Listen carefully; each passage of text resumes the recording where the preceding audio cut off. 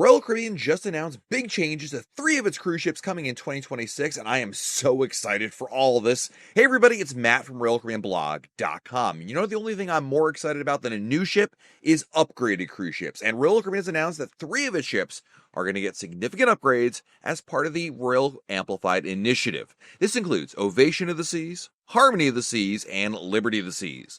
All the work is going to take place in spring of 2026, and cruisers can expect new dining concepts, entertainment venues, suite accommodations, and reimagined public areas across each vessel.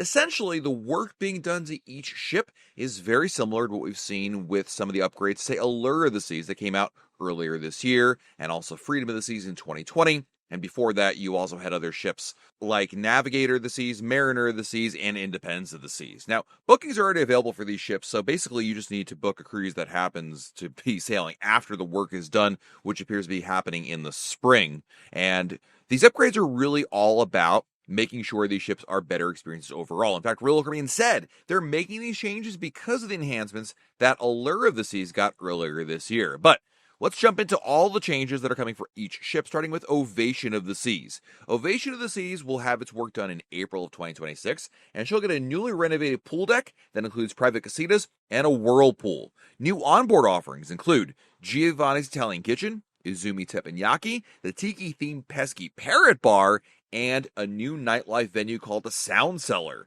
The casino will also be expanded as well. And Royal Caribbean is going to add new suites, including the Ultimate Family Suite and Panoramic Suite.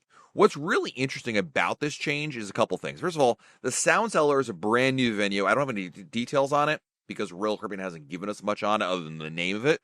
I'm not sure if it'll replace, say, the music hall or it'll go somewhere else completely. Now, Pesky Parrot I absolutely love because Pesky Parrot was first introduced on Utopia of the Seas. And Pesky Parrot is basically a really fun bar to hang out on. Now, on Utopia, and of course on Allure as well, the Pesky Parrot replaced what would have been the Bionic Bar. Now, Ovation does have a Bionic Bar, but it's a pretty small space. I'm not sure they would be able to fit it over there. I mean, I guess they could, but it doesn't seem like it's very deep, if you will. It seemed like the fact that it had a Bionic Bar in the Quantum Class ship is always more of a product of this very small area. Anyway, I love this idea. I'm looking forward to seeing how they're going to implement it. That's a huge upgrade right there. All right, let's move on to ship number 2, and that is Harmony of the Seas.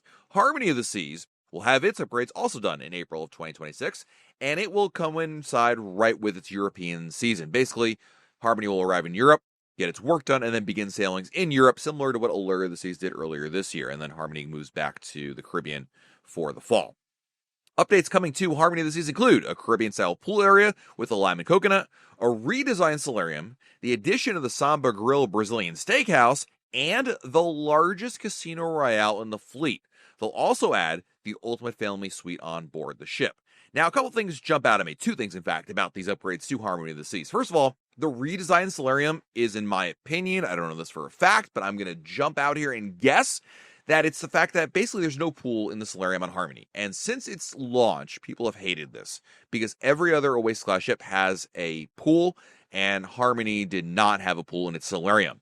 The idea was instead they have this like mister thing where you could go in there and quickly, cool yourself down and then go back out. I think Royal Caribbean thought that at the time, adults in the solarium really just wanted to hang out and dunking themselves in the pool wasn't necessary. So this mister system was better or just as good, but it really has been poorly received. And so I'm imagining, they haven't said there's a pool coming, but I'm imagining that is kind of why they're envisioning it.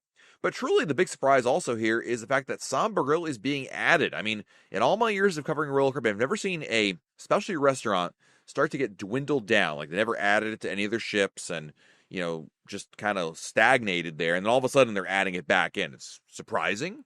But then again, Royal Caribbean did keep Samba Grill on Allure of the Seas. When Allure had its simplification, I am sure I went on here on one of these videos and said, ladies and gentlemen, expect Samba Grill to be replaced and, removed. But it didn't happen. They kept it on board the ship. And of course, Samba Grill, by the way, is the Brazilian Steakhouse, specialty restaurant that is in the solarium area. Nonetheless, it's coming to Harmony of the Seas, and you can expect that on there. And of course, you're also going to have the pesky parrot being added there. I don't think I mentioned that earlier. And some nice changes there for Harmony of the Seas. Lastly, we have Liberty of the Seas. I don't know exactly when Liberty's getting her upgrades. I mean, spring, I assume. But when I looked at the calendar, I didn't see a gap in her schedule. But anyway, Liberty of the Seas is going to receive similar changes to other ships, including a reimagined pool deck, a new Royal Escape Room concept, the addition of food and beverage options, including El Loco Fresh, Izumi Teppanyaki, and, of course, Starbucks. The ship, of course, will be sailing in Southampton in summer of 2026 with itineraries to Northern Europe before it moves back to Galveston for winter sailings to the Western Caribbean.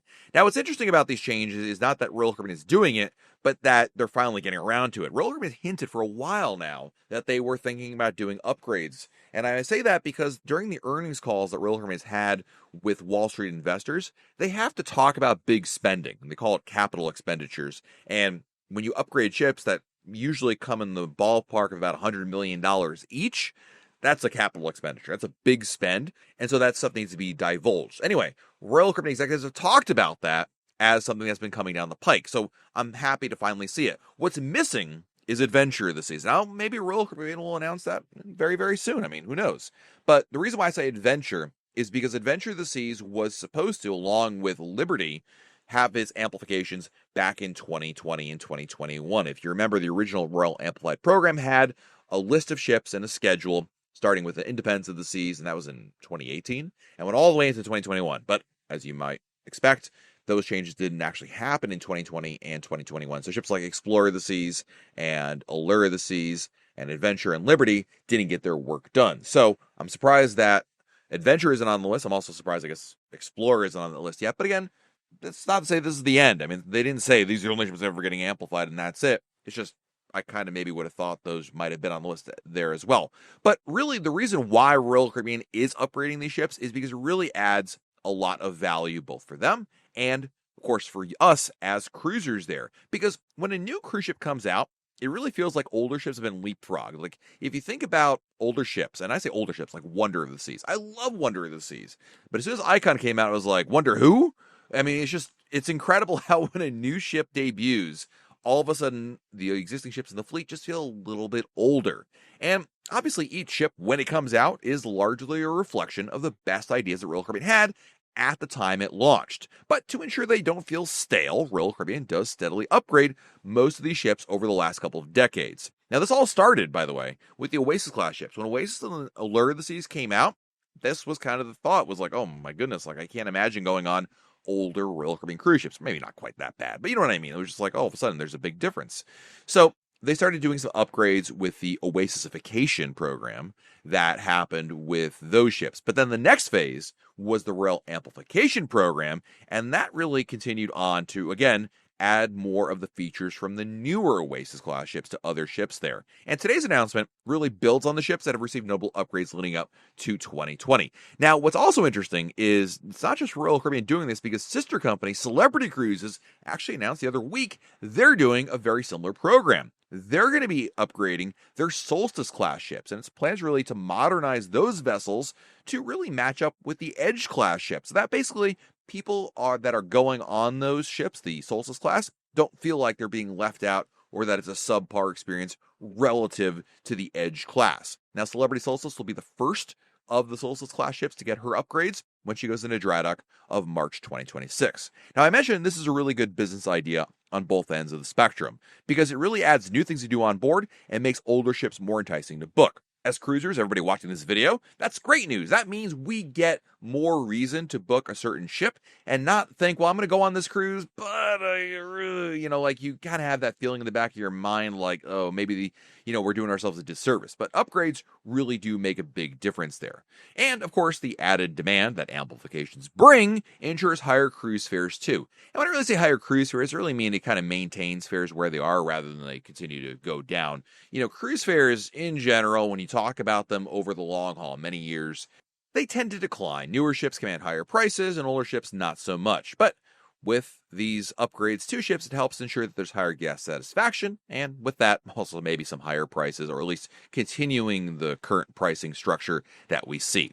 So let me know in the comments below, which of these ship upgrades are you most excited about, and will you be booking any of these cruises now as a result of it? If you're like me, you made some choices already for 2026, but now these ship upgrades maybe change that decision process. Let me know your thoughts in the comments below. While you're down below our video, hit the like button, subscribe to our channel, and turn on notifications. That way, YouTube lets you know of a brand new video to share. This has been Matt from RoyalCaribbeanBlog.com, and we'll talk again real soon.